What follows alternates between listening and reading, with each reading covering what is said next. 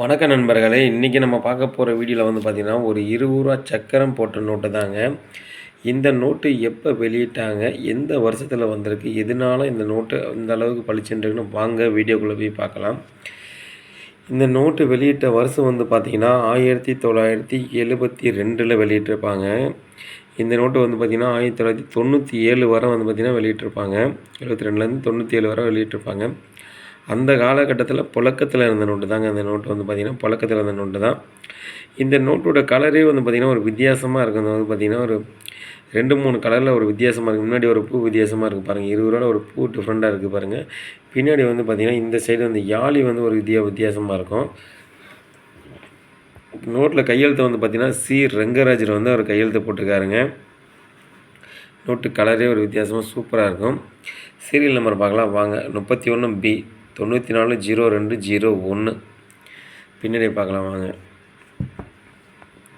பின்னாடி பார்த்தீங்கன்னா, ஆஃப் சக்கரம் பார்த்தீங்கன்னா, முழு சக்கரத்தில் ஆஃப் சக்கரமாக போட்டிருக்கோம். பின்னாடி பார்த்தீங்கன்னா, சின்ன சின்ன சக்கரம் இதெல்லாம் பாதி போட்டிருக்கோம்.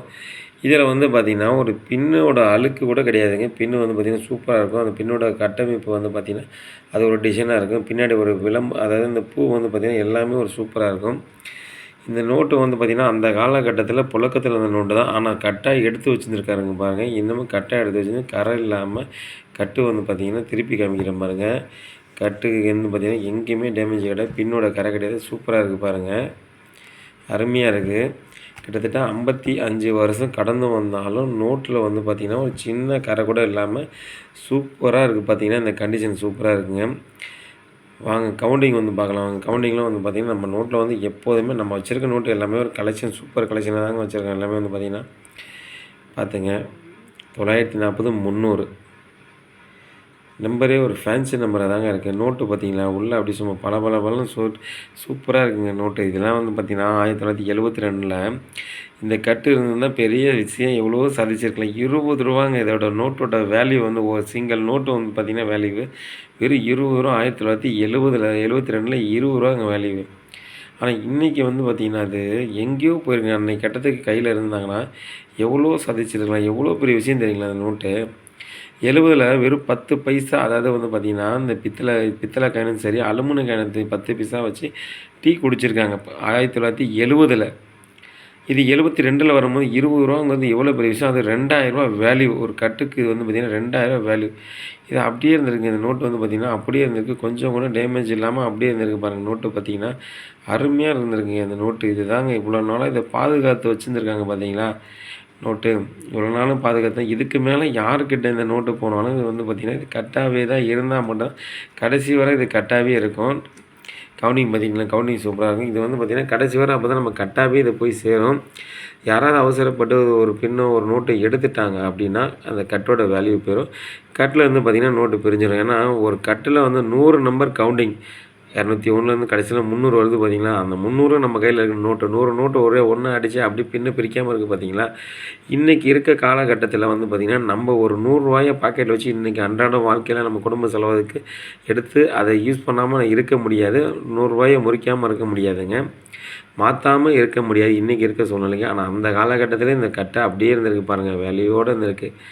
இன்றைக்கி இந்த கட்டு பார்த்திங்கன்னா நம்ம சேனலில் இந்த கட்டு சேல்ஸுக்கு தாங்க கொடுத்துருக்கேன். இந்த கட்டு யாருக்காவது தேவைப்பட்டுச்சுன்னா நீங்கள் எங்கே இருந்தாலும் கால் பண்ணுங்கள்.